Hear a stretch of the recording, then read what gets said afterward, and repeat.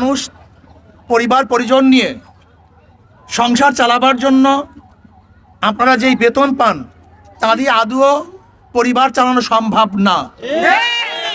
এটা অমানবিক, অযৌক্তিক।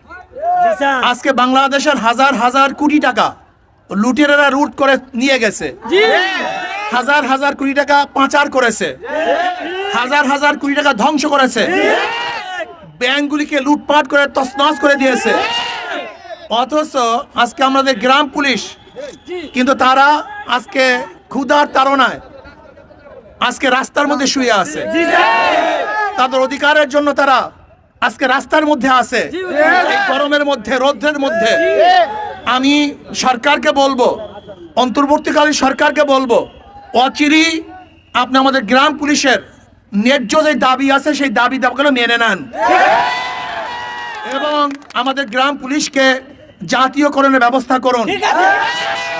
আমাদের গ্রাম পুলিশ ভাইরা যেন দুমুটা খেতে পারে, দুটা কাপড় পরতে পারে, তাদের বাচ্চাদের নিয়ে গিয়ে চলাফেরা করতে পারে, এই ব্যবস্থা অবশ্যই সরকার করতে হবে।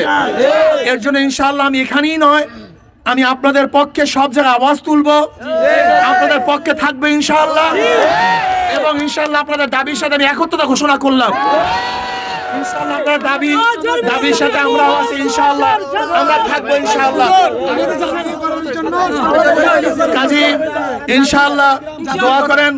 আমি জাতীয়করণের জন্য সরকার ঘোষণা দিয়েছে, আমাদেরকে শুধু বাড়ায় আমাদের বাস আমরা চেষ্টা করতেছি ইনশাআল্লাহ সর্বমহলে আপনাদের পক্ষ নিয়ে সর্বমহলে আমি নক করার চেষ্টা করব ইনশাআল্লাহ। আপনারা সুস্থ থাকুন, সুন্দর থাকুন, আপনাদের জীবন উজ্জ্বল হোক। আল্লাহ পাক আমাদের সবাইকে দুনিয়াতে ভালো রাখেন, ওপারও ভালো রাখেন, এই দোয়া করতেছি। আল্লাহ আমাদের সবাইকে কবুল করেন।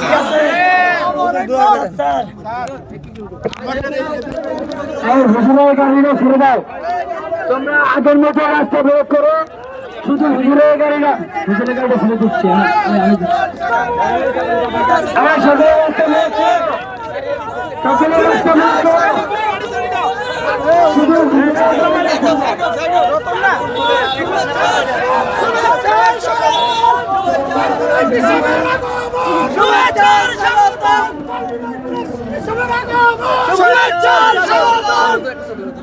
আল্লাহ সবাইকে কবুল করেন।